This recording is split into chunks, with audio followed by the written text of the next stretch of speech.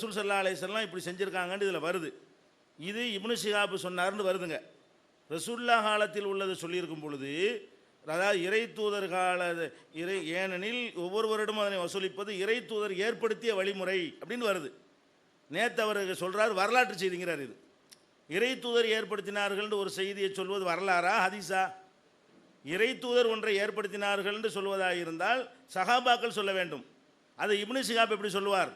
அப்போ அதை குறை கூற முடியாத அறிவிப்புங்கிறாரு.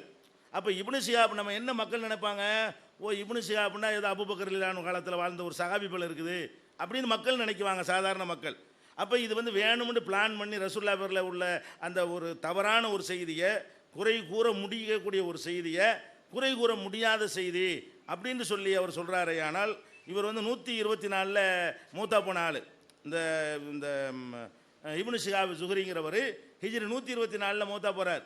அப்போ 124 மரணம் அடையக்கூடிய ஒருத்தர் நபி ஸல்லல்லாஹு அலைஹி வஸல்லம் அவர்களோட காலத்தில் உள்ளது எப்படி அறிவிக்க முடியும்? இதை விட எத்தனையோ பேர் அறிவித்ததெல்லாம் முர்சலை விடுபட்டதுன்னு சொல்லி தள்ளி விட்டுட்டு, இதுக்கு யாராலும் குறை கூற முடியாத ஒரு செய்திங்கிறது மக்களை இது யாருக்காக இதை அவர் வெளியிட்டார்? மக்களுக்கு தெரியாது, கவனிக்க மாட்டாங்கங்கிறதானே. நேற்று லேசான அது மென்மையாக சுட்டி காட்டினவுடனே இது ஒரு வரலாற்று செய்திங்கிறார். இறை தூதர் ஏற்படுத்திய வழிமுறைங்கிற வரலாற்று செய்தியா ஹதீஸா? அப்போ ஹதீஸ்னா ஹதீஸுடைய தரத்தின்படி இருந்தால் தானே அவர் எழுதணும்.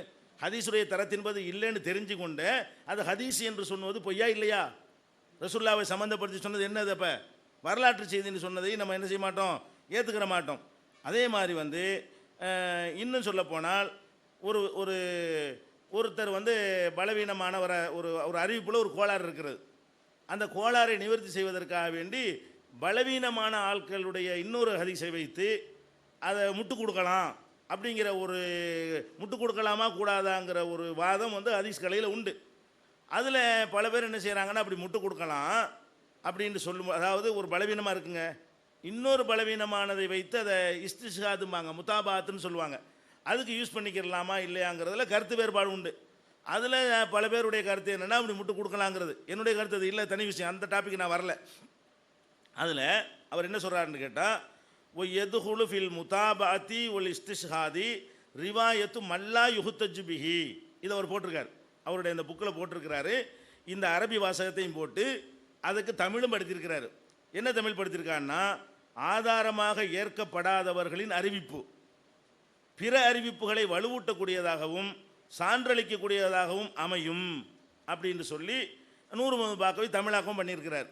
இதுதான் இவர்கள் ஏற்றி போற்றக்கூடிய தத்ரீபு ராவி நூலிலே இப்படித்தான் இருக்கிறது அப்படிங்கிறாரு. இதை சொல்லிட்டு அதுக்கு அடுத்து ஒரு வார்த்தை இருக்குதுங்க, அது வேணும்னு வெட்டின வார்த்தை. எப்படி இருக்குது? வலா யஸ்லஹுல் இதாலிக்க குல்லு லாயிஃபின். எல்லா பலவீனமானவங்களுக்கும் இந்த இது கிடையாது, அதில் வகை இருக்கிறது. பலவீனமானவர்களுடைய சொல்லை வைத்து இன்னொரு பலவீனமானதை வலுவூட்டலாம் அப்படிங்கிற ஒரு விஷயம் பலவீனமான அனைவருக்கும் இருக்காது. அதில் பல கேட்டகிரி இருக்கிறது. வலா யஸ்லஹுல் இதாலிக்க குல்லு லாயிஃபின்ங்கிற அந்த வாசகத்தை அது வேறு ஒரு நோக்கமே இல்லை, அவருக்கு எதிராக உள்ள கருத்து நல்லா தெரிஞ்சுக்கிட்டு வெட்டினது.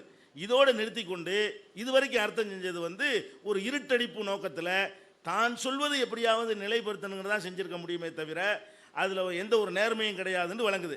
அதுக்கப்புறம் இதுக்கு ஷரகு, இந்த நூலுக்கு விரிவுரையில் என்ன இருக்குன்னு கேட்டால், அந்த எல்லாரும் இதுக்கு சூட் ஆக மாட்டாங்கன்னு இருக்குல்ல, இதனுடைய விளக்கம் பின்னாடி வருகிறதுன்னு வேறு இருக்கிறது. அப்போ அவர் என்ன பண்ணியிருக்கணும், அந்த எல்லாரும் சூட் ஆகலைன்னா அது யார் தான் இதுக்கு சூட் ஆவாங்க, எந்த மாதிரி பலவீனம் இருந்தால் அது ஓகே, எந்த மாதிரி பலவீனம் இருந்தால் அது ரிஜெக்ட்டுங்கிறதுக்கு விளக்கம் பின்னாடி வருதுன்னு வேற, அதை தொடர்ந்தே வருது. பின்னாடி எந்த பாபில் வருதுன்னு வேற, கமா சயாத்தி ஃபி அல்ஃபாலில் ஜரஹி ஒ தாதில், ஜரகு தாதியிலுடைய அந்த சொற்களை விளக்கும் பொழுது இதை பற்றி நாங்கள் சொல்லுவோம் அப்படிங்கிறாரு. சொல்லிட்டு சொல்கிறாரு, இந்த மாதிரி சில பலவீனம், அதாவது நினைவாற்றல் கம்மி, சும்மா சாதாரண பலவீனமானவர், இது மாதிரியான ஆட்களுக்கு தான் இது பொருந்துமே தவிர யாரை பற்றி கடும் வார்த்தை சொல்லப்பட்டிருக்கிறதோ அந்த மாதிரியான ஆட்களுக்கு இது பொருந்தாதுன்னு அவர் விளக்குறாரு. அந்த கடும் வார்த்தைகள் அவர் விளக்குறாரு. எப்படி விளக்குறாருன்னு கேட்டால், லைசபி ஷையின், இவர் ஒன்றுக்கும் அத்தவர். லைசபி ஷைனா என்ன அர்த்தம்? ஒன்றுக்கும் இல்லாதவர். லைசபி சிக்கத்தின், இந்த மாதிரி சொற்களால் ஒருத்தர் விமர்சிக்கப்பட்டால் அவரை கொண்டு வந்துக்கிட்டு இன்னொரு பலவீனத்தை நீங்கள் முட்டு கொடுக்க இயலாது. எந்த மாதிரியா இருந்தால் முட்டு கொடுக்கலாம்? சும்மா பலவீனமானவர் வாஹின் இப்படியான வாசகம் இருந்தால் பரவாயில்லை. லைசபி செய்யினா ஒன்றுக்கு ஒத்தவர்னு யாரை சொல்லுவோம்?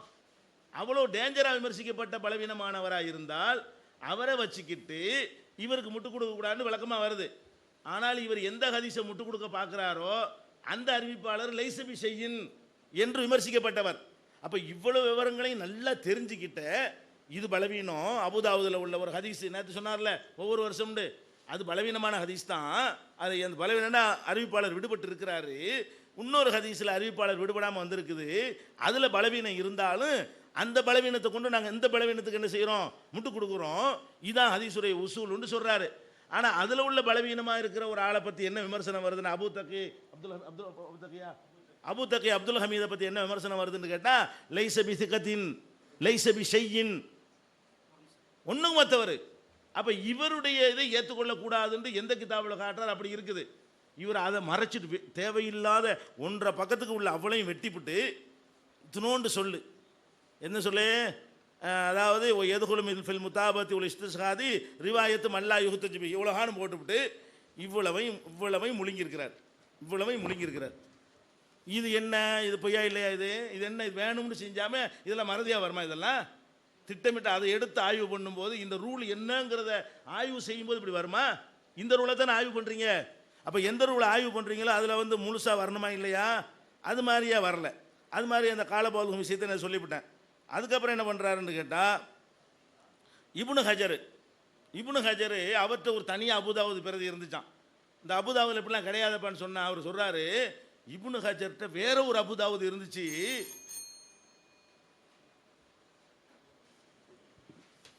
அஸ்ஸலாமு அலைக்கும். என்னுடைய பெயர் மசூத். மௌலவி பி ஜெயலலாவுதீன் அவர்களிடத்தில் ஒரு கேள்வி. நேற்றைய தினத்தில் ஒரு ஹதீஸை பற்றி விவாதம் நடக்கிற பொழுது ஆசீமை பற்றி உள்ள அந்த விமர்சனத்தை நீங்கள் விமர்சிக்கும் போது ஒரு வார்த்தையை சொன்னீங்க.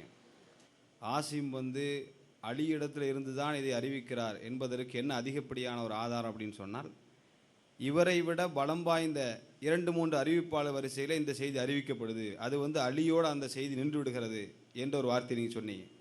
அவர்கள் அதற்கு பின்னாடி 2-3 அமர்களில் அந்த அறிவிப்பாளர் பட்டியல் நீங்கள் தாருங்கள் என்று கேட்டுக்கொண்டே இருந்தாங்க. நீங்கள் இறுதி வரை இது கொடுக்கவே இல்லை. அப்போது ஆசீமை விட பலம் வாய்ந்த 2-3 அறிவிப்பாளர் வரிசையில் அறிவிக்கப்படுதுன்னு சொன்னீங்களே, அதோடைய அந்த பட்டியலையும் அதே போல் ஆசீமை 2-3 காரணங்களை சொல்லி தான் நீங்கள் தள்ளுபடி பண்ணீங்க. அவர் பளிச்சென்று தெரியக்கூடிய தவறுகளை செய்யக்கூடியவர், நினைவாற்றல் குறைந்தவர், ரசூல் ஸல்லல்லாஹு அலைஹி வஸல்லம் பெயரை பயன்படுத்தி ஹதீஸை அறிவிக்கக்கூடியவர். அப்போ இப்படிப்பட்ட ஒரு அறிவிப்பாளரை பற்றி ஒரு விமர்சனம் இருந்தால் அவர் அறிவிக்கிற மற்ற ஹதீஸினுடைய நிலை என்ன? அதை நீங்கள் ஏற்றுக்கொள்வீர்களா?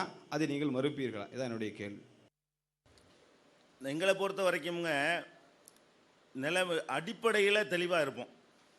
சில ஹதீஸை சரியான ஹதீஸை தவறுண்டு நினைக்கிற மாதிரி தப்புகள் எங்கள்கிட்ட வரலாம். தவறான ஹதீஸை சரியானதுங்கிற மாதிரி வரலாம். ஆனால் உசூலில் நாங்கள் தெளிவாக இருப்போம். இதுதான் ரூல்னால் அந்த ரூல். அந்த ரூலுக்கு மாற்றமாக நாங்கள் ஒன்றை சரி கண்டதாக சுட்டி காட்டினீங்க என்று சொன்னால் முட்டு கொடுக்க மாட்டோம். அந்த விதிக்கு மாற்றமாக இருந்தால் தப்பு தான், நாங்கள் கவனிக்கலை என்று சொல்லிவிடுவோம்.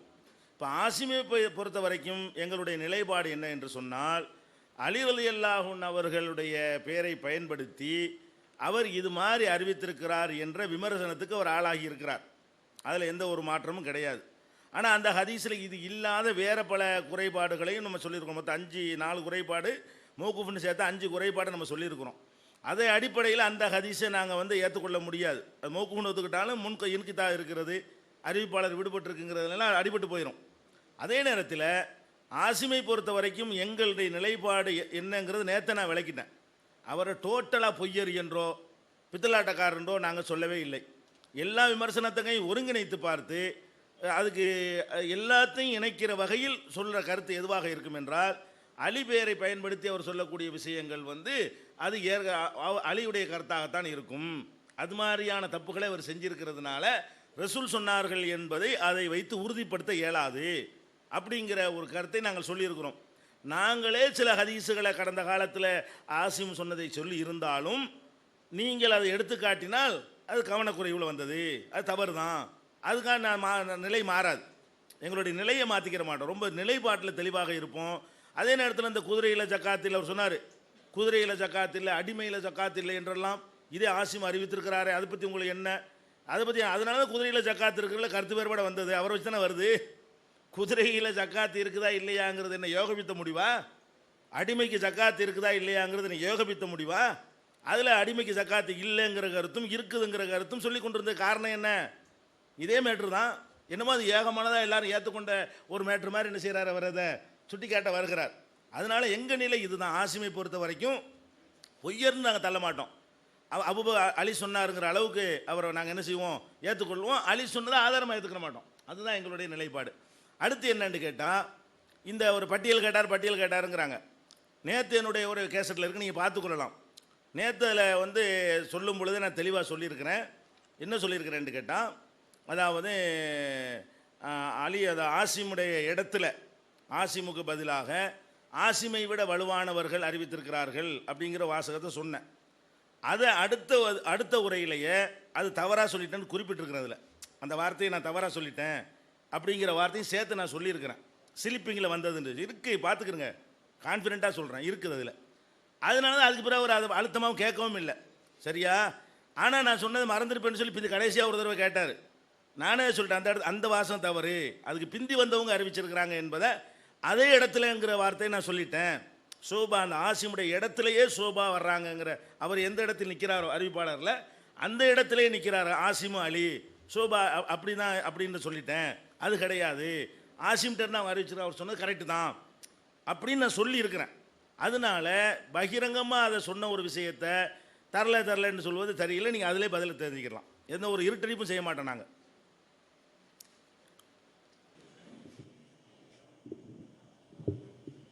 அஸ்ஸலாமு அலைக்கும். என்னுடைய பேர் முகமது நாசிர். நான் கடைநல்லூரை சார்ந்தவன். சகோதரர் நூறு பாக்கியவரத்தில் என்னுடைய கேள்வி. நேற்று அதாவது இந்த ஜகாத் பிரச்சனை இப்பொழுது நடைபெறவில்லை. கிட்டத்தட்ட முதலாக அல்ஜன்னத்துக்கு மறுப்பாக நீங்கள் எழுந்ததாகவும் ஏகத்துவத்துக்கு மறுப்பாக நீங்கள் எழுந்ததாகவும் மாறி மாறி செப்டம்பர்லேருந்தோ நவம்பர்லேருந்து தொடர்ச்சியாக வருது. இப்படி வருகிற சமயத்தில் நேற்று உங்களுடைய பேச்சில் சொல்லும்போது அவர்களுடைய 2 நூல்களில் நீங்கள் எழுந்ததுக்கு மறுப்பு எழுந்த முதல் நூல்லையும் இரண்டாவதாக நீங்கள் அடிக்கடி எடுத்து காட்டுகின்ற அந்த நூல்லையும் இந்த 2 ஆர்டிக்கல்லையும் கிட்டத்தட்ட 60 தவறுகளை சொல்கிறதா நீங்கள் சொல்கிறீங்க. அதுக்கு அவர்கள் எந்த ஒரு மறுப்புமே இதுவரைக்கும் சொல்லலை. என்னென்ன தவறு இருக்குது, அது நாங்கள் சரியாக தான் ஆய்வு செஞ்சுருக்கிறோங்கிறதுக்கு எந்த ஒரு மறுப்புமே இதுவரைக்கும் சொல்லலை. அந்த அடிப்படையில் அவர்கள் சொல்லக்கூடிய குற்றச்சாட்டு சரிதானா? நீங்கள் அது இதுவரைக்கும் மறுப்பு கொடுக்கல. அவங்க என்னென்ன சொல்கிறாங்க, இந்தந்த விஷயத்தில் நீங்கள் தவறு செஞ்சுருக்கிறீங்க, இந்தந்த விஷயத்தை தவறு செஞ்சீங்க. சகோதரோட கேட்டாங்க, ஒரு முகமது ரிஸ்வான் அவரோட கேட்டாங்க. அதுக்கு அவங்க அடுக்கிக்கிட்டே போகிறாங்க. அதுக்கு நேரமும் பத்தாது, அவ்வளவு குற்றச்சாட்டுகள் இருக்குதுன்னு சொல்லி அவங்க அடுக்கிக்கிட்டே போகிறாங்க. ஆனால் அதற்காக நேரத்திலிருந்து நீங்கள் இதுவரைக்கும் நான் எழுதின புத்தகத்தில் எந்த ஒரு தவறும் கிடையாது, நான் செய்த அந்த ஆய்விலே, நான் என்றால் நீங்கள் செய்த அந்த ஆய்விலே, நீங்களும் உங்களுடைய ஜமாத்தார்களும் நீங்கள் இங்கே விவாதத்திற்கு வந்திருப்போரும் செய்த ஆய்விலே எந்த ஒரு தவறும் கிடையாது என்பதை இதுவரைக்கும் நீங்கள் ஒப்புக்கொள்ளலை. இதுக்கு உங்களுடைய பதில் என்ன? என்னுடைய கேள்வி தான். அஸ்ஸலாமு அலைக்கும். அன்புக்குரிய சகோதரர்களே, நமது கடந்த காலத்தில் வெளியிட்ட 2 நூல்களிலும் பல்வேறு பொய்களும் இருட்டடிப்புகளும் செய்யப்பட்டிருப்பதாக பல குற்றச்சாட்டுகளை எதிர்த்தரப்பு அணியினர் சகோதரர் அவர்கள் ஜெயலலிதா அவர்கள் குறிப்பிடுகின்றார்களே, இதற்கு நீங்கள் எந்த ஒரு மறுப்பும் நீங்கள் தரவில்லை என்று சொன்னால் அது சரியானது தானா? அதாவது நீங்கள் இருட்டடிப்பு செய்திருக்கின்றீர்கள் என்பது சரிதானா என்பதெல்லாம் சொல்கிறார்கள். இந்த செய்தியை பார்ப்பதற்கு முன்பு இருட்டடிப்பு செய்வது யார் அப்படிங்கிறத முடிவு செய்யணும். இருட்டடிப்பு செய்வது யார் அப்படின்னு கேட்டால், மனமுரண்டாக அவங்க ஒரு செய்தியை சொல்லும் பொழுது இது நிச்சயமாக காலபாதுகம் அப்படிங்கிறத வேண்டுமென்று தான் விட்டிருக்கிறாங்க, திட்டமிட்டு தான் விட்டிருக்கிறார்கள் என்று சொல்கிறார்களே, இந்த வாதம் சரியானது என்று இருக்குமே. ஆனால் இது நிச்சயமாக அவர்களும் பொருத்தி பார்க்க முடியும். எப்படி பொருத்தி பார்க்க முடியும் அப்படின்னு கேட்டால், ஜக்காத்தை பற்றி ஆய்வு செய்வதாக கடந்த காலத்தில் கூறி வருகின்ற பொழுது ஒரு செய்தியை சொல்கிறார்கள். அந்த செய்தி என்ன? துஹுரத்தன், அதாவது இந்த ஜக்காத்தை பற்றி குறிப்பிடுகின்ற பொழுது இது துஹுரத்தன் துத்தஹீரு க என்ற வார்த்தை என்ன செய்கிறது, இடம்பெறுகிறது. க என்ற வார்த்தை இடம்பெறுகிறது. இந்த வார்த்தை அந்த ஹதீஸில், அதாவது அடுத்த ஒட்டி வருகிறது, அந்த வார்த்தையோடு ஒட்டி வருகிறது. இந்த வார்த்தையை பயன்படுத்துகின்ற பொழுது கூட நீங்கள் அந்த ஆடியோ கேசட்டை நீங்கள் கேட்டு பார்த்திருப்பீர்களே, ஆனால் உங்களுக்கு தெளிவாக தெரியும். என்ன தெரியும் அப்படின்னு கேட்டால், அந்த வார்த்தையை சொல்லுகின்ற பொழுது, உச்சரிக்கின்ற பொழுது கூட அந்த துத்தஹீருங்கிற ஒரு தடுமாற்றம் இருப்பதை புரியும். அந்த இடத்தில் தனது கருத்தை திணிப்பதற்காக முயற்சிக்கிறார்கள். என்ன கருத்து? அதாவது பொருளாதாரத்தை தூய்மைப்படுத்துகிறது என்ற அந்த கருத்தை இறை தூதர் கூறியதாக சொல்ல வேண்டும். அதற்கு இந்த ஹதீஸை, நபிமொழியை எவ்வாறு வளைக்க வேண்டும் என்ற அந்த சிறிய அந்த நேரத்தில் யோசித்து துத்தஹீரு க என்பதை, அந்த க என்ற வார்த்தையை மறைத்து இருட்டடிப்பு செய்துவிட்டு அது தூய்மைப்படுத்தும், பொருளாதாரத்தை தூய்மைப்படுத்தும் என்ற வாதத்தை இங்கே முன்வைத்து பொருளாதாரத்தை தூய்மைப்படுத்தும், எனவே இது ஜக்காத்து கொடுக்க வேண்டியதில்லை என்ற கருத்தை சொல்கிறார்கள். இது இருட்டடிப்பு இல்லையா? இந்த இருட்டடிப்பு உங்களுக்கு தெரியாதா? அவர்களின் மீது குற்றத்தை சொல்கிறார்கள். இருட்டடிப்பு செய்து விட்டீர்கள். இருட்டடிப்பில் அவன் இல்லை, அந்த கருத்து எதுவாக சொல்கிறான். அது யார் சொன்னார்கள் என்பது ஹதீஸ் கலை அறிஞர்களில் சிலர் இந்த வாதத்தை எடுத்து வைக்கிறார்கள். இந்த முத்தாபாத்துடைய செய்தியை நம்ம குறிப்பிடுகின்ற பொழுது பொய்யர்கள் இடம்பெற்றிருக்கக்கூடாது, அதையும் நம்ம சேர்த்து குறிப்பிட்டிருக்கிறோம். அதாவது பலவீனமான ஹதீஸ்னு சொன்னால் எல்லா பலவீனமான ஹதீஸுகளையும் எடுத்துக்கொள்ள வேண்டும் என்று நம்ம வாதிக்கலாம். பொய்யர் என்று குறை கூறப்படாத, அதாவது பொய்யர், இது வார்த்தையை சேர்த்துருக்கிறோம், பொய்யர் என்று குறை கூறப்படாத, அதாவது மனன சக்தி குன்றியவர் என்ற போன்ற காரணங்களினால் பலவீனப்படுத்தப்பட்ட ஒருவர் என்ன செய்திருக்கிறார்? இடம்பெற்று அதனால் பலவீனம் என்று சொல்லப்பட்டார். இது மாதிரியான ஹதீஸுகளை எடுத்து என்ன செய்யணும்? முத்தாபாத் முட்டு கொடுப்பதற்கு எடுத்துக்கொள்ளலாம் என்று நான் அதில் எழுதியிருக்கிறேன். வாசித்து காட்டி அதையும் சேர்த்துலாம் வாசித்து காட்டியிருக்கணும். இப்போ இவர் நான் எழுதியதிலேயே இருட்டடிப்பு செய்கிறார். ஆமாம், எழுதியதிலே என்ன செய்கிறார்? இருட்டடிப்பு செய்கிறார். இது மாதிரி இப்னு ஷிஹாப் சொல்லக்கூடிய அந்த செய்தியை ஹதீஸ் என்று நம்ம என்ன செய்யலை, அன்னைக்கு சொல்லலை, இன்னைக்கு சொல்ல, வரலாற்று செய்தி. இந்த வரலாற்று செய்தியை நாம் ரசூலுல்லாஹ் இப்படித்தான் சொன்னார்கள் என்று அவங்க சொல்லலை. எப்படி வழிமுறை, இப்போ நம்ம சொல்கிறோம் சுன்னத்தும் நம்ம ஸல்லல்லாஹு அலைஹி வஸல்லம் அவர்கள் ஏற்படுத்திய வழிமுறை. இந்த வழிமுறையை அவர் எப்படி தெரிந்து கொண்டார்? அவர்கள் வாழ்ந்து கொண்டிருக்கக்கூடிய நபித்தோழர்கள் இருக்கின்றார்களே, அவர்கள் மூலமாக அந்த செய்தியை தெரிந்து கொண்டிருக்கிறார். எப்படி லம், இந்த வாசகத்தை எப்படி சொல்கிறார் அப்படின்னு கேட்டால், லம் எபுலுகுனா அன் அஹதின் மின் உலாத்தி ஹாதிஹில் மதீனா, இந்த மதீனாவில் வாழக்கூடிய, மதீனாவில் ஆட்சி புரிந்திருக்கக்கூடிய அபூபக்கர், உமர், உஸ்மான் போன்றிருப்பவர்களுடைய யாரின் வழியாக யாருமே வருடம் ஜக்காத்து எடுத்தார்கள் என்ற செய்தி வருகிறதே தவிர 2 வருடத்திற்குரிய ஜக்காத்து எடுக்கவில்லை என்ற செய்தி வருகிறது. இப்போ இப்னு ஷிஹாப் சொல்லக்கூடிய இந்த வரலாற்று செய்தி உண்மையா பொய்யா என்பது தான் வரலாற்று. ஏன்னா இது ஜக்காத்து என்பது மறைமுகமாக கொடுக்கக்கூடிய தொழுகை போன்று இருக்கக்கூடியதில்லை. அது ஜமாத்து ஃபர்லாக தொழுகக்கூடியது, ஃபர்லாக ஜமாத்தா தொழுகிறான்.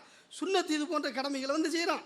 ஆனால் ஜக்காத் என்பது அரசே சென்று எடுக்கிறது. இந்த அரசு எடுக்கக்கூடிய இதை மறைமுகமாகலாம் இருக்காது. அவங்க போய் எடுக்கக்கூடிய நேரத்தில் எல்லா நபித்தோழர்களுக்கும் தெரிந்திருக்கக்கூடிய இந்த செய்தியை யாராவது ஒருவர் எதிர்த்திருக்க வேண்டும். அந்த எதிர்ப்பு பதிவு செய்யப்பட்டிருக்க வேண்டும். ரசூலுல்லாஹி ஸல்லல்லாஹு அலைஹி வஸல்லம் காலத்தில் இந்த செய்தி இல்லையே, நீங்கள் அமுல்படுத்துகின்றீர்கள் என்று எதிர்ப்பு இருக்க வேண்டும். இந்த எதிர்ப்பு இல்லை. ஆனால் எல்லாரும் எப்படித்தான் வசூல் செய்திருக்கிறாங்க, இந்த கருத்தை தான் கொண்டு இருக்கிறார்கள். இவர்களெல்லாம் கண்மூடித்தனமாக பின்பற்றக்கூடியவர்கள் எல்லாம் யாரு? நபித்தோழர்கள். இவர்களை பற்றி அல்லாஹ் குறிப்பிடுகிறார், லம் யஹிர்ரு அலையா சும்மம் வ உம்யானா. வசனங்களை ஓதி காட்டுகின்ற பொழுது குருட்டுத்தனமாகவும் செவிடர்களாக விட மாட்டாங்க, சிந்திப்பார்கள்.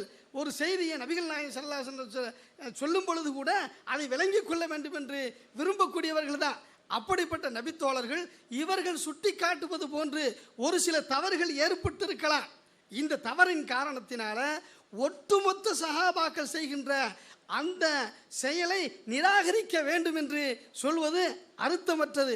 அதே போன்று அன்புக்குரியவர்களே, இந்த ஒட்டுமொத்த சஹாபாக்கள் செய்வது கூடாது என்று சொல்லக்கூடியவர்கள் இந்த ஜக்காத்தினுடைய இதனை வெளியிடுகின்ற பொழுது தவ்ஹீது ஜமாத்தினுடைய ஒட்டுமொத்த அறிஞர்களின் கருத்து இஜ்மா இதுதான் என்று வெளியிடுகின்றார்களே, இவர்களுடைய ஒட்டுமொத்த கருத்துக்கு ஒரு வலு இருக்கிறது, வெயிட் இருக்கிறது என்ற கருத்தை தான் நாங்கள் சொல்லுகிறோம். எல்லாரும் சேர்ந்து நாங்கள் இந்த கருத்தை சொல்லியிருக்கிறோம்.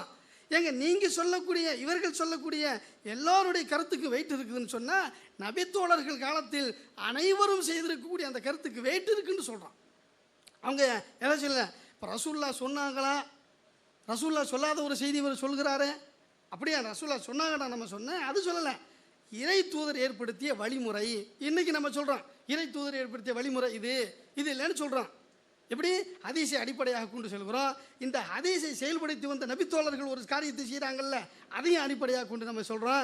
இதையெல்லாம் தான் நம்ம செய்து கொண்டு இருக்கிறோம். எனவே அன்புக்குரியவர்களே, இவர்களை இருட்டடிப்பு செய்கிறாச்சுன்னு அவங்க எனது புத்தகத்தை வாசித்து காட்டுகின்ற பொழுது இருட்டடிப்பு செய்கிறாங்க. அதை நீங்கள் தெரிஞ்சுக்குங்க.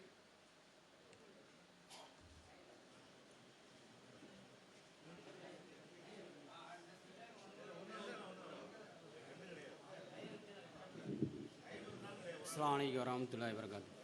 என் பேர் தாஜுதீன், கோயம்புத்தூர்ந்து வர்றேன். அண்ணன் பிஜே அவர்கள்ட்ட கேட்குறேன். சக்காத் வருடத்திற்கு வருடம் கொடுக்க வேண்டுமா என்பதிலும், ஒரு பொருளின் மீது ஒரு முறையே கொடுத்தால் போதும் என்பதற்கு ஹதீஸின்படி விளக்கம் தர வேண்டும். அதை போலவே ஃபாத்தியா சூராவை உலக முஸ்லீம்கள் எல்லாரும் ஏற்றுக்கொண்டதைப் போல, ஏன் இந்த சக்காத்து 1400 ஆண்டு காலமாக வழிமுறையாக நாம் ஒவ்வொரு பொருளின் மீது கணக்கிட்டு, விவசாயியாக இருந்தாலும், தங்கத்தின் மீதாக இருந்தாலும், வெள்ளியாக இருந்தாலும், பணமாக இருந்தாலும் நாம் கணக்கிட்டு எல்லா முஸ்லீம் சகோதரர்களும் கொடுத்து வந்து கொண்டிருக்கக்கூடிய இந்த இதில் ஏன் ஒரு பொருளுக்கு மட்டும்தான் ஒரு முறை கொடுத்தாலே போதும் என்று நீங்கள் சொல்வதற்கு எனக்கு நல்ல ஒரு ஆதாரங்களை இந்த சபையில் தருமாறு கேட்டுக்கிறேன். அஸ்ஸலாமு அலைக்கும். அன்புள்ள சகோதரர்களே, நேற்று விவாதமே இதுக்கு தான் நடந்தது. வழங்குதா? தலைப்பே இதுதான். இந்த தலைப்பையே திரும்ப சொன்ன மாதிரி இருக்குது அவங்களுடைய கேள்வி. அதாவது நம்ம தெளிவாக நம்ம என்ன சொல்கிறோம்னு கேட்டால், ஆதாரம் யார் தரணும், ஆதாரம் எது, இந்த ஒரு அளவுகோல் கரெக்டாக நம்ம புரிஞ்சுக்கிட்டோம்னா குழப்பமே வராதுங்க. மார்க்கத்தில் ஒரு இபாதத்தை யார் இருக்குன்னு உண்டுன்னு சொல்கிறாங்களோ, ஒரு ரூலு, ஒரு சருத்து, ஒரு விதி இருக்குன்னு சொல்கிறாங்களோ, அப்படி இருக்குன்னு சொல்கிறவங்க தான் அதுக்கு ஆதாரத்தை தரணும். இதுதான் உலகம் முழுவதும் ஏற்றுக்கொள்ளப்பட்ட ரூல். இஸ்லாத்துலேயும் அதுதான் ரூல், ஹதீஸுடைய உசூல்லையும் அதுதான் ரூல், உசூலுல் ஃபிக்குகளையும் அதுதான் ரூல். அதாவது சட்டம் என்னன்னு கேட்டால், கொடுக்கணும்னு சொல்லியாச்சு, கொடுக்கணும் தான். எப்பப்போ கொடுக்கணுன்றதுக்கு விவரத்தை யார் தரணும், எப்பப்போ கொடுக்கணும்னு சொல்கிறவங்க தரணும். வருஷம் கொடுக்கணுன்னா அவங்க கொண்டாந்து தரணும், வாரம் கொடுக்கணுன்னு அவங்க கொண்டாந்து தான் தரணும். அப்போ நம்ம என்ன கேட்குறோம், இந்த வருஷம் நீங்கள் சொல்கிறீங்களா, அதுக்கு எங்கே ஒரு நாள் முழுசும் இருந்து அதுக்கு ஆதாரம் இல்லைன்னு தெரிஞ்சு போச்சு. அதே நேரத்தில் இன்னும் சிலது இருக்குது. ஆனால் நீங்கள் சொன்னதில் சில நீங்கள் புரிந்து கொண்டதுனால அப்படி கேட்குறீங்க. தவறான தகவல்லாம் அதில் இருக்குது. ஏன்னு கேட்டால், அந்த விளை பொருளையெல்லாம் சேர்த்து சொன்னீங்க, அதிலெல்லாம் வருஷம்னு சொல்லி, விளை பொருளுக்கெல்லாம் வருஷம் இல்லைன்னு தான் எல்லோரும் சொல்கிறாங்க. அவங்களே வேறுபடுத்துகிறாங்க. விளை பொருளாக இருந்தால் என்ன இல்லை, இந்த ஒரு தடவை கொடுக்குறோம்ல அதோட முடிஞ்சு போச்சு. 100 மூட்டை நெல் வந்துச்சுல, 10 மூட்டை கொடுத்துட்டோம்ல, அப்புறமேல அவ்வளோதான், அது நமக்குடையது அப்படின்னு தான் என்ன செய்கிறாங்க, விளைபொருளில் அவங்க சொல்கிறாங்களே தவிர. அது மாதிரி நகை விஷயம் இருக்குது பார்த்தீங்களா, நகை விஷயத்தில் ஒரு தடவை கொடுத்துட்டா மறுபடி கிடையாதுன்னுலாம் சொல்லியிருக்கிறாங்க. ஒட்டுமொத்தமாக தான் இந்த கருத்து வரலையே தவிர, நகை வச்சிருக்கிறார் ஒருத்தர், ஒரு தடவை கொடுத்துட்டார் ஜக்காத்து, திருப்பி அவருக்கு கிடையாது அந்த நகைக்கு அப்படிங்கிற கருத்தை எல்லாம் சில சஹாபாக்கள்லாம் சொல்லியிருக்கிறாங்க. அந்த காலத்தில் இருந்ததுக்கு சொல்ல வர்றேன். அது ஒன்று இருக்குது. ஜக்காத்து கிடையாதுங்கிற கருத்துடையவங்களும் இருக்கிறாங்க. நகைகளாக இருந்தால் ஜக்காத்து கிடையாது, ஷாஃபி மதகுகளோடு இப்படிலாம் இருக்குது. சஹாபாக்கள் இப்னு உமர் உள்பட சஹாபாக்கள்லாம் சொல்லியிருக்கிறாங்க. அப்போ நகைக்கு ஜக்காத்து கிடையாதுன்னு என்ன ஆகும், அவன் ரூபாயை வச்சுக்கிறவனா நகையை வாங்கி வச்சுக்கிட்டான்னு வைங்க, முழுசாவை தப்பிச்சுக்கிடுவான். அப்படிலாம் கருத்துலாம் சொல்லியிருக்கிறாங்கங்கிறேன். ஆனால் அதை நான் ஒரு ஆதாரத்துக்கு சொல்லலை. யார் சொன்னாலும் நம்ம ஆதாரம் இல்லை, நம்ம நிலையாக தானே. அவங்க ஜக்காத்து நகைக்கு இல்லைங்கிற, அது நகைங்கிற ஒரு மெட்டீரியல் தானே, அது எப்படி இல்லாமல் போகும். அப்போ நகைக்கு மட்டும் ஒரு தடவைன்னு சொன்னிட்டு வைங்க, அப்போ ரொக்கமாக வச்சுக்கிறவனா நகையை வாங்கி வச்சுட்டு போகிறான். ரொக்கமாக பேங்கில் 50 லட்ச ரூபா வச்சுருக்கிறான். ஆஹா, இது வருஷம் கொடுக்கணும், நகைக்கு ஒரு தடவைங்கிறாங்க. நம்ம என்ன செய்வோம், யாராவது சொன்னது தான் ஏற்றுக்கிறேன்னு அனசு சொல்லியிருக்கிறாரு, அதனால் நம்ம என்ன பண்ணுவோம், 50 லட்சத்துக்கு நகையை வாங்கி வச்சுவிடுவோம். இப்போ என்ன வாங்கிறேன், ஒரு தடவையாக போயிடும். 50 லட்சம் ரூபாயை வச்சுருந்தா வருஷம் 50 லட்சத்துக்கு நகையை வாங்கி வச்சுவிட்டா ஒரு தடவை. இப்படியெல்லாம் கடந்த காலங்களில் இதுக்கு ஜக்காத்து உண்டா, அது மாதிரி தளவாட சாமான்கள் இருக்க, அந்த ஜாமான்களுக்கெல்லாம் ஜக்காத்து கிடையாது. வியாபாரம் பண்ணால் தான் ஜக்காத்து. வியாபாரத்துக்கு இல்லாமல் நம்ம பாட்டுக்கு என்ன ஜாமானை 100 பீரோவில் வாங்கி வச்சுருக்குறோம், 50 கட்டில் வாங்கி வச்சுருக்குறோம், கோடிக்கணக்கான ரூபாய்க்கு மெட்டீரியல் வாங்கி வச்சுருந்தோம்னு சொன்னால் அதுக்கெல்லாம் ஜக்காத்து கிடையாது. இந்த கருத்தை சொல்லியிருக்கிறாங்க. விளை பொருளுக்கு ஒரு தடவை சொல்லியிருக்கிறாங்க. நகைக்கு வந்து அறவே ஜக்காத்து இல்லைன்னு இருக்கிறாங்க. நகைக்கு வந்து ஒரு தடவை தான் ஜக்காத்துன்னு சொன்னவங்களாம் இருந்திருக்கிறாங்க. அதனால இதில் பலவிதமான இந்த மாதிரி இப்போ நம்ம சொன்ன மாதிரி ஒருங்கிணைத்து ஒட்டுமொத்தமாக இல்லை, ஆனால் மொத்தமாக சேர்த்திங்கெல்லாம் எல்லாம் வந்து நின்றும். நகைக்கு இல்லைன்னு ஒருத்தர் சொல்லுவார், இதுக்கு இல்லைன்னு ஒருத்தர் சொல்லுவார், அது மாதிரி வந்து நிற்கிது. அதனால நம்ம என்ன சொல்கிறோம்னு கேட்டால், இப்படியெல்லாம் அவங்க சொன்னாங்க இவங்க சொன்னாங்க அது மாதிரிலாம் போனோம்னா நம்ம தெளிவு வராது. அல்லாஹ்வும் ரசூல் சொல்லலை. எங்களுடைய ஒரே ஆதாரம் என்னன்னு கேட்டால், அல்லாஹ்வும் ரசூலும் கொடுத்த பொருளுக்கே திருப்பி கொடு என்று சொல்லலை. அதை வந்து இந்த விவசாயத்தில் உள்ள எல்லாரும் ஒத்துக்கொண்ட விதியிலிருந்து கூட அது புரிந்து கொள்ள முடிகிறதுன்னு ஒரு இணைப்புக்கு நம்ம சொல்லியிருக்கிறோம். அதனால நம்ம தெளிவாக நேற்று நிரூபிச்சிருக்கிறோம். காலையிலேருந்து ராத்திரி வரைக்கும் கேட்டோம். வருஷம் கொடுக்கணுங்கிறதுக்கு அவங்களுக்கு ஆதாரம் தரவே முடியலை. கடைசி அது மௌக்கூஃப் தான். அது மௌக்கூஃப்னு வச்சுக்கிட்டே என்ன செய்யும், ஒத்துக்கிட்டேன். 4 பலவீனம் 5 பலவீனம்னு சொன்ன பிறகு அப்படி சொல்லி தான் அவர்கள் கூட ஆர்குமெண்ட் பண்ண முடிஞ்சே தவிர நபி ஸல்லல்லாஹு அலைஹி வஸல்லம் வழியாக இதுக்கு பெரிய கிரவுண்டு ஒன்றும் இல்லை. அதுதான் உங்களுக்கு அந்த விவாதத்தில் தெளிவாக தெரிஞ்சிருக்கு. ஏற்கனவே நிரூபிக்கப்பட்ட ஒரு விஷயத்தை நீங்கள் திரும்பி கேட்குறீங்க, அவ்வளோதான். அது அல்ஹம்து சூரா விஷயத்தை ஒன்று கேட்குறீங்க, அது ஒரு நல்ல கேள்வி. 2 கேட்குறாரு. அதனால் இந்த அல்ஹம்து சூரா விஷயத்தை வேறு யாராவது கேட்கட்டும். ஒரு ஆள் ஒரு கேள்வி தானே, அந்த கேள்வி மிச்சமாக இருக்குன்னு நான் சொல்லிக்கிட்டேன். இல்லை அல்ஹம்து தனி கேள்வியாக இருக்குண்ணா, வேறு ஒரு ஆள் கேளுங்களேன். இப்போ என்ன தெரிஞ்சால்கிட்ட சொல்லுங்கள், இப்போ பின்னாடி உள்ள ஆள்கிட்ட கேட்க சொல்லுங்கள். ஏன்னா அது டைம் பத்தாமல் போயிடும். எனக்கு 10 நிமிஷம் தானே இருக்குது. சரி, என் பேர் அப்துல் ரஹ்மான். என்னுடைய கேள்வி நூர் முகமது அவர்களுக்கு. இந்த கடமையா கடமை இல்லையா, கூடுமா கூடாதா, பிதாத்தா, இந்த விஷயத்தில் கடமை இல்லைன்னு நிரூபிச்சிட்டா கூடாதுன்னு ஆயிரும். கடமை இல்லை என்று நிரூபித்து விட்டால் கடமை இல்லாததை கடமை என்று நினைப்பது பிதஅத்துன்னு ஆயிரும். பிதஅத்துன்னு ஆயிட்டா கூடாதுன்னு ஆயிரும். அப்படிங்கிற ஒரு பதிலை தெளிவாக விஜி அவர்கள் சொன்னார்கள். இதில் நீங்கள் நேற்று சொல்லும் பொழுது இன்னைக்கு கூட லேசாக அந்த கருத்து வந்துச்சு. கூடாதுங்கிறதுக்கு நீங்கள் ஆதாரம் கேளுங்கன்னு காட்டுங்கன்னு சொன்னீங்க. இப்போ உதாரணமாக நான் இதை விளங்குறதுக்காக சொல்கிறேன். ஆரம்ப காலகட்டங்களில் ஒரு 20 வருஷத்துக்கு முன்னால் நான் இந்த ஷிர்கிலிருந்து விடுபட்டு தௌஹீத் சிந்தனைக்கு நுழையும் பொழுது குரானையும் ஹதீஸையும் தான் பின்பற்ற வேண்டும் அப்படிங்கிற கொள்கையில் வெளியாகும் பொழுது பெரிய அஜர்த் ஒரு ஆள் அவர்கிட்ட போய் முசாபா செய்யும் பொழுது ஒரு ஹைட்டு தான் முசாபா செய்யணும்னு ஹதீஸில் இருக்குது அப்படின்னு முசாபா செய்ய போனேன். அவங்க என்ன கேட்டாங்கன்னா 2 ஹைட்டு முசாபா செய்யக்கூடாதுன்னு இருக்கா அவர் கேட்டது. ஒரு ஹைட்டு ஹதீஸ் இருக்குங்க, அப்படி செய்யணும்னா ஹதீஸ் இருந்து செஞ்சுட்டு போக வேண்டியதானே, 2 ஹைட்டு செய்யக்கூடாதுன்னு இருக்கான்னு கேட்டார். உடனே நான் சொன்னேன், அப்போ கால்ட்டு முசாபா செய்வோமே, கால்ட்டு முசாபா செய்யக்கூடாதுன்னு இல்லைல்ல. அதோடு அவர் வாயப்பத்துட்டார். ஆமாம் சரிதானே, நியாயம். ஏன்னா நம்ம சொன்ன முட்டாத்தானே அவருக்கு விளங்கிடுச்சு. இப்போ தக்பீர் ரசூல்லா நெஞ்சில் கட்டினாங்கன்னு வந்துட்டா அப்படி தான் கட்டணும். நெத்தியில் கட்டக்கூடாதுன்னு இருக்கா, இப்படி கேட்டால் அது ஒரு அறிவுபூர்வமான சரியாக இருக்குது. நீங்கள் இந்த கோணத்தில் நீங்கள் பதில் சொன்னீங்க, அதுக்கு விளக்கம் தானே. அன்புக்குரிய சகோதரர்கள், ஒரு நகைச்சுவையான கேள்வியை தான் கேட்டிருக்கிறார். ஏண்டா என்ன கேட்குறேன்ட்டு புரியாமையே கேட்டிருக்கிறார். அதான் எதார்த்தம். அவர் சொல்லக்கூடிய இந்த உதாரணம் இருக்குது. நெஞ்சில் கையை வைத்திருக்கிறது 2 வந்திருக்கிறதுன்னு சொன்னதுக்கு பின்னால் நெற்றியில் கை வைக்கலாமா கூடாதா, நம்ம அந்த சர்ச்சையில் இருப்பேன். நம்ம என்ன கேட்குறேன்டா, ஒரு தடவை தான் கொடுக்கணுன்ட்டு வந்திருக்குதா, அதான் நம்ம கேள்வி. அப்படி வந்திருக்குன்னு சொன்னதுக்கு பின்னால் அதை நிரூபிச்சிட்டிங்கன்னா அப்போ கூடாதாங்கிறதுக்கு நம்ம அர்த்தம் கேட்க மாட்டேன். நெஞ்சில் கை வைக்கணும் அப்படிங்கிறதுக்கு நீங்கள் நிரூபிச்சிட்டிங்க. நிரூபித்ததுக்கு பின்னால் இப்படித்தான் வந்திருக்குன்னு சொன்ன பின்னால் நெற்றியில் கை வைக்கக்கூடாதுன்னு வந்திருக்குதா, கூடாதுங்கிறதுக்கு ஆதாரம் இருக்கா, அது அறிவீனமான கேள்வி தான். எப்போ ப்ரூவ் பண்ணிட்டீங்களோ நெஞ்சில் கை வைக்கிறது அப்படின்ட்டு ப்ரூவ் பண்ணிட்டீங்களோ, அப்போ நெற்றியில் கை வைக்கக்கூடாதுன்னு வந்திருக்குதா, இது முதல் ப்ரூவ் பண்ணுங்க. ப்ரூவ் பண்ணியாச்சுன்னா முடிஞ்சு போச்சு. அதே மாதிரி ஒரு கையில் முசாஃபா செய்கிறது, நம்ம காலை தூக்கி காட்டி காலில் செய்யட்டோமா, கையில் ஒரு கையில் செய்யணுன்னு வந்துருச்சு. வந்ததற்கு பிறகு காலில் செய்யலாமா கூடாதுங்கிறதுக்காக அப்படி கேட்குறது அறிவட்டது. நம்ம அந்த சப்ஜெக்ட்டுக்கே போகலை. நல்ல தெளிவாக அனைவரும் கேள்வி புரியாமல் கேட்டீங்கன்னு நினைக்கிறேன். அப்படிதான் சரியா? என்ன அப்படி இது நமக்கு ஒரு வலுவான இன்னொரு, அதாவது நம்ம என்னண்டா திரும்பதுக்கு, அதாவது நீங்கள் என்ன செய்யண்டா கூடாதுங்கிறதுக்கு நம்ம ஆதாரத்தை ஏன் கேட்குறேன்டா, இருக்குதுங்கிறத ப்ரூவ் பண்ணுங்க. ப்ரூவ் பண்ணிட்டா நம்ம என்ன செய்ய மாட்டோம்.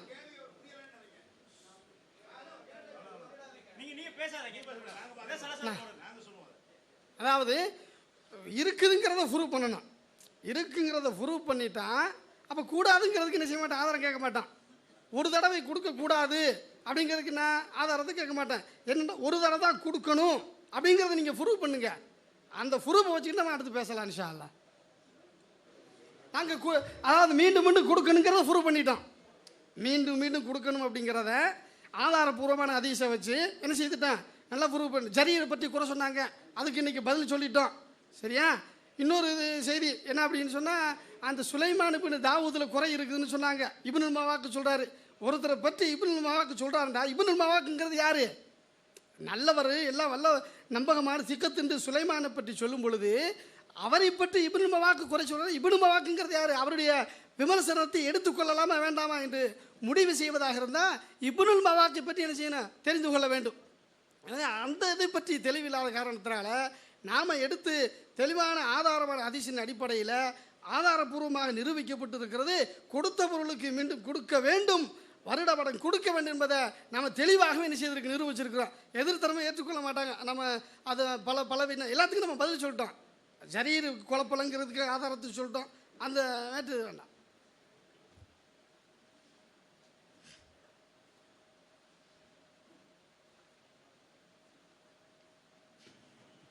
அஸ்ஸலாமு அலைக்கும்.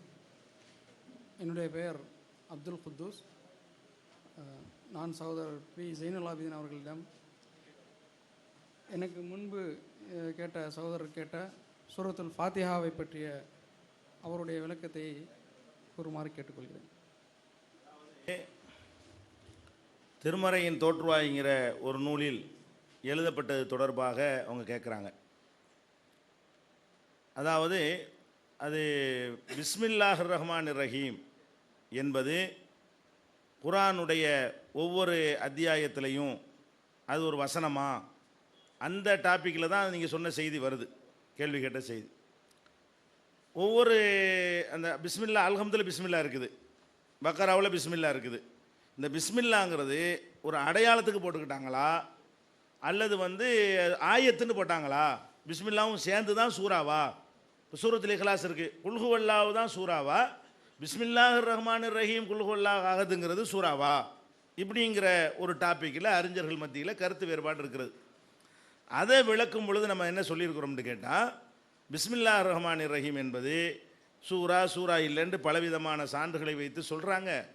அதெல்லாம் விட வலுவான சான்று எது என்று கேட்டால், அனைவரும் ஏகமனதாக சனதில் முடிவு செய்து இதை பிஸ்மில்லா என்பதை எழுதுகிறாங்க. எதில் எழுதுகிறாங்க? அல்ஹம்துக்கு முன்னாடி எழுதுகிறாங்க, பக்ராவுக்கு முன்னாடி எழுதுகிறாங்க, நிசாவுக்கு முன்னாடி எழுதுகிறாங்க. அப்போ குர்ஆன் என்பது இறை வேதம் தான் என்பதற்கு எது ஆதாரம்? அல்ஹம்து இறை வேதம் என்பதற்கு எது ஆதாரம்? அவங்க அனைவரும் சேர்ந்து ஏகமானதாக அதை தொகுத்தது தான் ஆதாரம். குர்ஆன் ஆதாரம் என்பதற்கு எது ஆதாரம்? குர்ஆன் ரசூலுல்லாஹ் நம்மள்ட்ட சொன்னாங்களா, எனக்கு அல்லாஹ் தந்தா? நம்மள்ட்ட சொன்னாங்க, நம்மள்ட்ட சொல்லலை. அப்போ குர்ஆன் அல்லாஹ்வுடைய வேதம் நம்ம எதனால் நம்புகிறோம்? அல்ஹம்து சூராவே அல்லாஹ்வுடைய வேதம் எதனால் நம்புகிறோம்? அன்றைக்கு எல்லாம் ரசூல் ஸல்லல்லாஹு அலைஹி வஸல்லம் மரணித்த பிறகு இதுதான் ரசூலுல்லாஹ் தந்தது என்பதை அனைவரும் சேர்ந்து அறிவிக்கிறாங்க. இல்லை இந்த அல்ஹம்து கிடையாதுன்னு ஒருத்தர் சொல்லலை. இது அந்த தொகுப்பில் பிஸ்மில்லாவை போட்டிருக்கிறார்கள். அப்போ அல்ஹம்தை நீங்கள் அல்லாஹ்வுடைய வசனம் என்று ஏற்றுக்கொள்வதற்கு எது ஆதாரமோ அதே கிரவுண்டு பிஸ்மில்லாவுக்கும் இருக்கிறது. பிஸ்மில்லாவும் இறை வசனம் தான். சும்மா வேஸ்ட்டாக ஒரு அடையாளத்துக்காக ஒரு கோடை கூட போட்டிருக்கலாம். பிஸ்மில்லாஹிர் ரஹ்மானிர் ரஹீம் போட வேண்டிய அவசியம் கிடையாது. அப்போ பிஸ்மில்லாஹிர் ரஹ்மானிர் ரஹீம்னு ஒவ்வொரு சூறாவிலையும் போட்டுட்டு ஒரு சூறாவில் மட்டும் பர்டிகுலராக 9வது சூறாவில் மட்டும் விட்டு அப்படிலாம் செஞ்சுருக்கிறாங்கன்னு சொன்னால் அதை அனைவரும் உட்கார்ந்து சரி பார்க்குறாங்க. ரசூலுல்லாஹ்ட்டேருந்து வந்த அந்த சனதை ஒருவர் அறிவிக்கிறதுக்கு பதிலாக ஒட்டுமொத்த சஹாபாக்கள் அறிவிக்கிறாங்க. அதுக்கு சனது யார் என்று கேட்டால், ஹதீஸு குர்ஆனுக்குள்ள வேறுபாடு அப்படித்தானே. ஒரு தொழுகையிலே சட்டம் வச்சுன்னு சொன்னால் ஒரு சஹாபி அறிவிச்சிருப்பார், 2 சஹாபி அறிவிச்சிருப்பார். குர்ஆனை பற்றி அறிவிக்கிற ஆள் 50 பேர் அறிவிக்கிறாங்க. அவ்வளோ பேர் அறிவிக்கிறார்கள் என்பதற்கு சனது இருக்கிற அடிப்படையில் உள்ள ஒரு மேட்ரு. அதுக்கு நீங்கள் நடைமுறையில் அப்படி தான் இருந்துக்கிட்டு வருதுங்கிறதுக்கு எந்த ஒரு சம்மந்தமே கிடையாது. நீங்கள் எப்படி காட்டணும்? இந்த ஜக்காத்து சம்பந்தமாக இந்த குர்ஆனுக்கு சொன்ன மாதிரி சஹாபாக்கள்லாம் கூடி இப்படித்தான் ரசூலிடமிருந்து வந்ததுன்னு முடிவு செய்யணும். பாயிண்ட் விளங்குதா உங்களுக்கு? பிஸ்மில்லா எப்படி முடிவு பண்ணாங்க? அவங்களா இது பிஸ்மில்லா வசனம் முடிவு பண்ணலை, ரசூலுல்லாஹ் இப்படித்தான் சொன்னார்கள்னு முடிவு பண்ணாங்க. ரசூல் ஸல்லல்லாஹு அலைஹி வஸல்லம் அவர்கள் இதைத்தான் குர்ஆன் என்று தந்தார்கள்னு முடிவு பண்ணாங்க. அந்த மாதிரி இப்படி முடிவு பண்ணி இருப்பார்களே, நீங்கள் எப்படி கேட்கணும்? கொடுத்த பொருளுக்கே திரும்ப திரும்ப ஜக்காத்து கொடு என்று ரசூல்லா மௌத்தான சஹாபாக்கள்லாம் கூடி இப்படி ரசூல்லா சொன்னதாக கூடி முடிவு எடுக்கக்கூடாது. கூடி எப்படி முடிவு எடுக்கணும்? இப்படித்தான் ரசூல் ஸல்லல்லாஹு அலைஹி வஸல்லம் அவர்கள் எங்களுக்கு சொன்னார்கள், தந்தார்கள் என்று முடிவெடுப்பார்களே, ஆனால் அது ஹதீஸிலேயே உயர்ந்தபட்ச உச்சபட்ச யாராலும் கிட்ட நெருங்க முடியாத ஒரு தரத்தில் உள்ள ஹதீஸ் என்று வந்துவிடும். அதுக்கு இதையும் அதையும் கம்பேர் பண்ணி யாரும் பண்ணவே கூடாது. அல்ஹம்து சூராவையோ இல்லை பிஸ்மில்லா குர்ஆனில் ஒரு சூரா அல்லாஹ்வுடைய வேதம் தாங்கிறதுக்கு உள்ள ஆதாரத்தையும் இவங்க நடைமுறையில் உள்ளதை வந்து ஏற்றுக்கிட்டா என்ன, சஹாபாக்கள்லாம் சொல்லியிருக்கிறாங்களா காட்டுங்க, இதே மாதிரி காட்டுங்க. அது ஆட்சியாளர் ஒன்றா கூடி அறிஞர் செய்து ஒன்று சாபித்தெல்லாம் கூப்பிட்டு அறிஞர்கள் குழுவை நியமித்து அவங்கள பரிசீலனை பண்ண சொல்லி அதை அரசாங்கத்தில் ரெக்கார்டு ஆக்கி இம்புட்டும் பண்ணினாங்கங்கிற மாதிரி இங்கே காட்டுனா இதுவும் அதுவும் ஒன்றுன்னு சொல்லலாம். அதையும் இதையும் சம்மந்தப்படுத்துறதுக்கு எந்த விதமான கிரவுண்டும் கிடையாது. அப்போ குர்ஆன் இறைவேதம் என்பதை நிரூபிப்பதற்கு ஆயிரக்கணக்கான சஹாபாக்கள் அறிவிப்பாளர்களாக இருக்கிறார்கள். அந்த ஆயிரக்கணக்கான பேரிடமிருந்து ஆயிரக்கணக்கான தாபியின்கள் அறிவிப்பாளர்களாக இருக்கிறார்கள். அந்த ஆயிரக்கணக்கான தாபியின்களில் இருந்து ஆயிரக்கணக்கான தாபியின்கள் ஆதாரமாக இருக்கிறார்கள். அப்படி வந்துக்கிட்டே இருக்கிறது. ஆனால் நீங்கள் எங்கே வந்து நிற்பீங்கன்னு கேட்டால் ரசூல் ஸல்லல்லாஹு அலைஹி வஸல்லம் சொன்னாங்கன்னு சொல்ல மாட்டீங்க. சஹாபாக்கள் நாங்கள் என்ன செய்கிறோம்? இது அல்லாஹ் தந்தான், அல்லாவிடமிருந்து ரசூல் வந்தது, ரசூலிடமிருந்து சஹாபாக்கள் அறிவித்தார்கள்னு நம்ம சங்கிலி தொடர் வருது, குர்ஆனுடைய சங்கிலி தொடர். நீங்கள் சொல்லக்கூடிய தொடர் எப்படி வரும்? அதிகபட்சமாக போனால் மக்கள்லாம் முடிவெடுத்தாங்க, அது அடுத்த தலைமுறைக்கு வருது, அது அடுத்த தலைமுறைக்கு வருதுன்னு வரும். மக்கள் முடிவெடுத்ததுக்கு தான் அடுத்தடுத்த தலைமுறைன்னு உங்களுக்கு காட்ட இயலுமே தவிர அதிகபட்சமாக அல்லாஹ் ரசூலுடைய அந்த முத்திரை இருக்கணுமா இல்லையா, அதுக்கு ஆதாரம் கிடையாது. அப்படி காட்டுங்க. இது குர்ஆன் மேலே இப்போ நான் காட்டின மாதிரி காட்டுங்க, கண்டிப்பாக ஏற்றுக்குருவோம். ஹதீஸுக்கெல்லாம் மேம்பட்ட ஹதீஸ் இது. ஏன் ஒரு சஹாபி அறிவிக்கிற ஹதீஸை ஏற்றுக்கிற போது அவ்வளோ சஹாபியும் சேர்ந்த விஷயம் ஏற்றுக்கிற மாட்டோமா? அப்போ எப்படி நீங்கள் காட்டணும்? ரசூலுல்லாஹ் இப்படி தான் சொன்னார்கள் அப்படின்னு சஹாபாக்கெல்லாம் சேர்ந்து ஏகமானதாக எல்லாரும் மசூரா பண்ணி குழு பண்ணி இப்படி தான் ரசூலுல்லாஹ் சொன்னார்கள் அறிவிக்கட்டும். கண்டிப்பாக இதுவும் வந்து ஒன்றும். அதனால தான் அது சம்மந்தம் இல்லாத.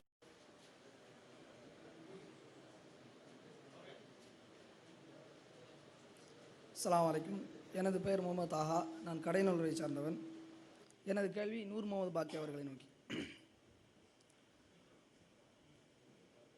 இரண்டு சாராருமே ஒப்பந்தத்தின் அடிப்படையில் பார்க்கின்ற பொழுது மர்ஃபுஆன செய்தியைத்தான் ஆதாரமாக காட்ட வேண்டும் என்று நீங்களும் ஒத்துக்கொண்டிருக்கின்றீர்கள், சகோதரர் பி ஜைனுல் ஆபிதீன் அவர்களும் ஒத்துக்கொண்டிருக்கின்றார்கள். வரலாற்று நிகழ்ச்சி ஆதாரமாக காட்ட வேண்டும் என்று ஒப்பந்தத்தில் இல்லை. எல்லா சகோதரர்களுமே குர்ஆனை பின்பற்றுறோம். அப்போ நாம் மர்ஃபுஆன செய்தியைத்தான் காட்ட வேண்டும் என்பது உங்களுடைய நிலைப்பாடு, நீங்கள் ஒத்துக்கொண்டிருக்கிறீர்கள். ஆனால் நேற்று உங்களுடைய பேச்சில் இப்னு ஹஜர் சொன்னதா லாபாசபி அப்படி ஒரு தொடரை வாட்சி காட்டினீங்க. தொழிதுல் ஆசார் ஃபயுஸ்லியுல் ஹுஜ்ஜா அப்படின்னு சொல்லி ஒரு தொடரை வாட்சி காட்டினீங்க. இப்னு ஹஜரே நம்ம சொல்லிட்டாங்க, அப்போ நாம் ஏற்றுக்கிறணும் அப்படின்னு சொல்லி வரலாற்று நிகழ்ச்சியை இப்னு ஷிஹாப் என்ற சூரி சொன்னார் அப்படின்னு சொல்லி வரலாற்று நிகழ்ச்சியை ஆதாரமாக காட்டுறிய. நாம் என்ன சொல்ல வரோம்னா, நீங்களும் மர்ஃபு என்று ஒத்துக்கொண்ட செய்தி, மர்ஃபுவத்தை ஆதாரம் காட்டணும் அப்படின்னு சொல்லியிருக்கிறீங்க. பிறகு எதற்காக சஹாபாக்களை ஏற்றுக்கொள்ளலாம், வரலாற்று நிகழ்ச்சியும் எடுத்துக்கொள்ளலாம் என்று எக்ஸ்ட்ரா ஒரு நிலைப்பாடை இங்கே வந்து தருகிறீர்கள்? இது எங்களுக்கு விளக்கும். ஒப்பந்தத்தின் அடிப்படையில் உள்ள ஒரு செய்தியை அவர்கள் கேள்வியாக முன்வைத்திருக்கிறார்கள். அன்புக்குரிய சகோதரர்களே, அந்த நிலையிலிருந்து நாம் கடுகளவும் மாறலை. எந்த நிலையிலிருந்து?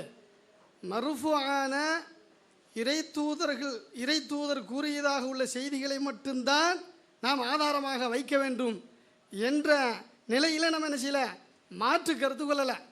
நம்ம என்ன அந்த வார்த்தையை வாசித்து காட்டினோம் அல்லவா, அதிலேயே அவர்களுக்கு பதில் இருக்கிறது. என்ன அப்படின்னு கேட்டால், இந்த ஹதீஸ் அலி இருக்குது, இதை துஅதிலுஹுல் ஆசாரு, ஆதார்கள் வலுப்படுத்துகிறது அப்படின்னா துணை சான்றாக வைத்தோம். அதான அர்த்தம். அதாவது துணை சான்றாக இந்த ஹதீஸை வலுப்படுத்துவதற்காக, அது வலுவான ஹதீஸ் தான். உங்களுடைய கருத்தின்படி அது வலுவற்றது என்று நீங்கள் கருதி கொண்டால் கூட அந்த அடிப்படையில் இதை வலுப்படுத்துகிறது. எந்த அடிப்படையில் வலுப்படுத்துகிறது? ஸல்லல்லாஹு அலைஹி வஸல்லம் வந்து ஜக்காத்து கொடுக்கணும் அப்படின்னு சொல்லிட்டாங்க, கொடுக்கணும். அல்லாஹ்வும் ஜக்காத்து கொடுக்க வேண்டும் என்று சொல்லியிருக்கிறான். இப்போ ஜக்காத்து கொடுக்க வேண்டும் என்று சொன்னால் அதை எப்படி கொடுப்பது எப்படி அதை புரிந்து கொள்வது? இதற்கு நாம் துணை சான்றுகளாகத்தான் வைத்தோமே தவிர இதை நாம் என்ன செய்யல, முதன்மை சான்றாக வைக்கவில்லை. முதன்மை சான்றாக என்ன செய்திருக்கிறோம், மருஃபு ஆன ஹதீஸை தெளிவாக வைத்து விட்டோம். என்ன, இதா காணத்திலக்க மியத்தா திர்ஹமீன், இந்த ஹதீஸை நம்ம வைத்திருக்கிறோம். அடுத்து குல்ல ஆம்ங்கிற ஹதீஸை வைத்திருக்கிறோம். இந்த குல்ல ஆம் என்ற ஹதீஸை வருடா வருடம் கொடுக்க வேண்டும் என்று நபிகள் நாயகம் ஸல்லல்லாஹு அலைஹி வஸல்லம் சொன்னார்களே, இந்த ஹதீஸை வலுப்படுத்துகின்ற வகையில் வரலாற்று செய்திகளையும் மற்ற ஆதார்களையும் எடுத்து சொன்னமே தவிர இதை மருஃபு என்று நாம் சொல்லலை. மருஃபுன்னு நான் சொன்னேன். இப்போ சொல்லும் பொழுது கூட இப்னு ஷிஹாபுனுடையது மருஃபுன்னு நான் சொல்லலையே. மருஃபுன்னு நான் சொல்லியிருந்தா தான் நீங்கள் என்ன நிரூபிச்சிருக்கணும், இது இப்னு ஷிஹாப் என்பது வரலாற்று செய்தியாச்சே, நீங்கள் மருஃபுன்னு சொல்லி அதை நீங்கள் வாதத்தில் வைக்கிறீங்களே. நான் அப்படி சொல்லவே இல்லை, வரலாற்று செய்தி தான் நானும் சொல்கிறேன். அதை எதற்காக நான் வைத்தோம் என்றால், குல்லு ஆமு என்று நபிகள் நாயகம் ஸல்லல்லாஹு அலைஹி வஸல்லம் ஹதீஸ் சொன்னாங்கல்ல, இந்த ஹதீஸை வலுப்படுத்துவதற்காக, இந்த ஹதீஸை நபித்தோழர்கள் எவ்வாறு புரிந்து கொண்டிருக்கிறார்கள் என்பதை நாம் புரிந்து கொண்டது போன்றுதான் அவர்களும் புரிந்து கொண்டிருக்கிறார்கள் என்ற செய்தியை விளக்குவதற்காகத்தான் வைத்தோமே தவிர இதுதான் மருஃபு ஆனது, இதைத்தான் நம்ம ஆதாரமாக எடுத்துக்கொள்ள வேண்டிய அடிப்படையில் வைக்கல, துணை சான்றாக வைத்தோம்.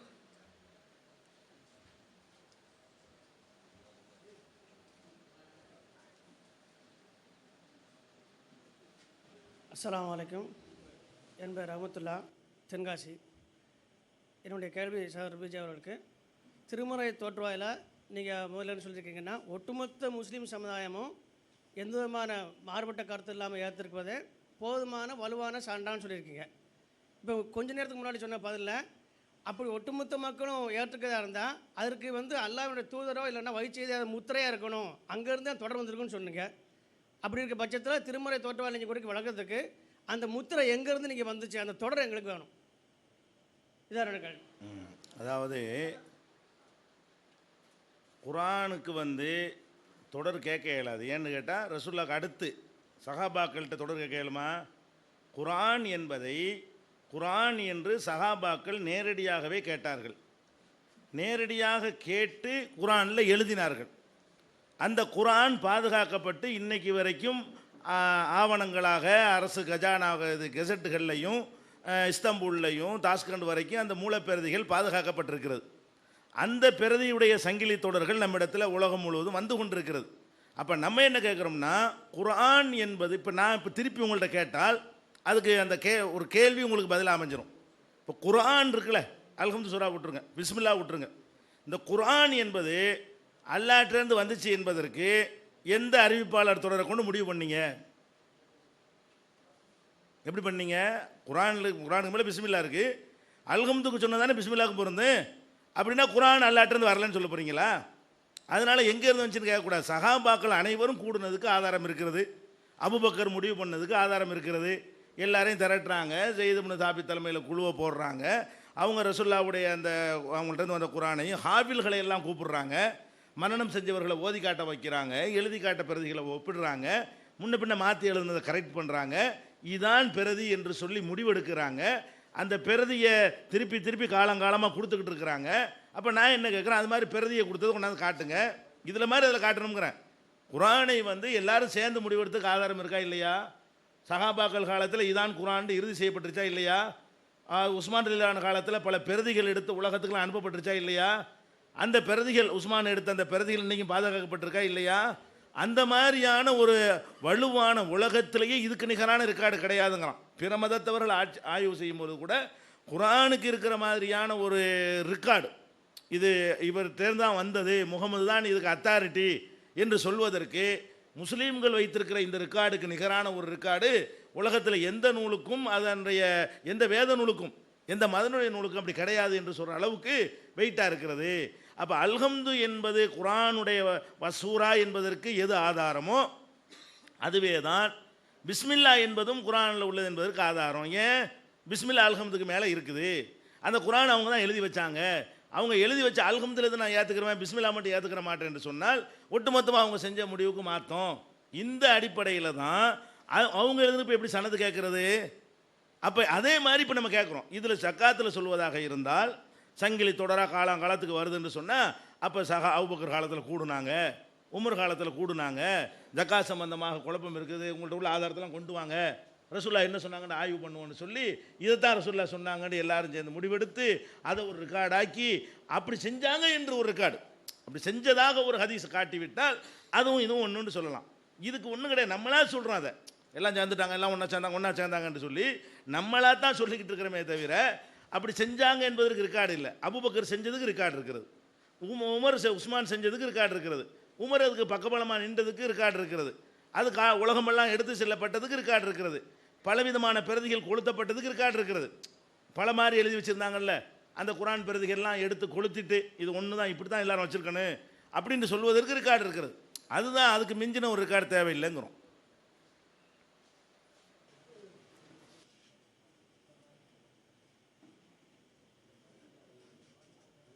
அஸ்ஸலாமு அலைக்கும். மெட்ராஸ்லேருந்து வர்றேன், நிசாமுத்தீன் பேர். நகைசுவை என்பதால் கேள்வி தப்பாகி விடாது.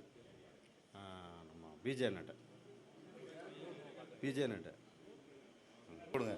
அப்துல் ரஹ்மான் அவர்கள் கேட்டது நகைச்சுவையுடன் நியாயமான கேள்வியாக இருந்தது. இதற்கு நூர் முகமது அவர்கள் சப்பை கட்டி பதில் கூறினால் இதற்கு பிஜே அவர்கள் விளக்கம் தரவும். இப்படி கேட்க வேணாம், ஒரு கேள்வியை தான் கேட்கணும். ஆனால் ஒன்று இருக்கிறது, இந்த கேள்வி பதில் வந்து பயனுள்ளதாக இருக்கணும். அவர் கேட்டதுக்காக நான் சொல்கிறேன். நூர் முகமது பாக்கவி அவர்கள் கேட்ட கேள்விக்கு பதில் சொல்லாமல் வேறு விஷயங்களெல்லாம் இப்னு மவாக்கெல்லாம் இப்போ தேவையே கிடையாது, ஃபிர்தௌசி கேட்டதுக்கு சம்மந்தமே கிடையாது. நேற்று விவாதத்தில் கேட்கும்போது திருதுன்னு முழிச்சிட்டு போய் என்ன செய்கிறாரு, இப்னு மவாக்கு சொன்னாருங்கிறீங்களே, அது எப்படி ஏற்றுக்கிறீங்க, அவர் சரியான ஆளான்னு இப்போ கேட்குறாரு. அது கேள்விக்கு சம்மந்தமே இல்லை, அவர் கேட்ட கேள்விக்கு அதுக்கு சம்மந்தமே இல்லை. அது மாதிரி இன்னொருத்தர் கேட்டார், இந்த இருட்டடிப்பு செஞ்சீங்களா இல்லையா. இப்போ அரசியல்வாதிகள் சொல்கிற மாதிரி பதில் அவர் சொல்கிறார். எப்படி ஊழல் பண்ணிட்டாங்க, நீ பண்ணலையா. அதாவது என்ன கேள்வி, நீங்கள் இருட்டடிப்பு செஞ்சீங்கன்னு அவர் சொன்னார், அது உண்மையான்னு கேளுங்க. நீங்கள் ஏன்ட்ட கேளுங்க, நீங்கள் இருட்டடிப்பு செஞ்சான்னு கேளுங்க. கேள்விக்கு பதில் சொல்ல விட்டுட்டு நான் மட்டுமா செய்கிறேன், இந்த அவர் தான் செஞ்சாருன்னா இதான் பதில். அதாவது பதில்கள் வந்து மக்கள் வந்து அறிந்து கொள்வதற்கு கேட்குறாங்க. சம்பந்தம் இல்லாமல் ஃபிர்தௌசி கேட்ட கேள்விக்கும் இவர் ஜரீர் ஹாசிமு அந்த இப்னு மவாக்கு இதெல்லாம் ஒன்றாந்து தெரிஞ்சதெல்லாம் சொல்வது பதில் கிடையாது. கேட்ட கேள்விக்கு தான் பதில் சொல்லணும். எனக்கு தெரிஞ்ச எல்லாத்தையும் சொல்லி யாவும் வந்தெல்லாம் சொல்கிறதுக்கு பதிலாக, அதுக்கு பேர் பதில் கிடையாது. என்ன கேள்வி கேட்குறாங்க, அதுக்கு உள்ள ஆன்சர் என்ன. இன்னும் 1000 எனக்கு தெரியும் அதெல்லாம் அவளையும் சொல்லிட்டு போயிடணுமாண்ணா. அவரவர்கள் கேள்விக்கு பதில் சொல்லணும்.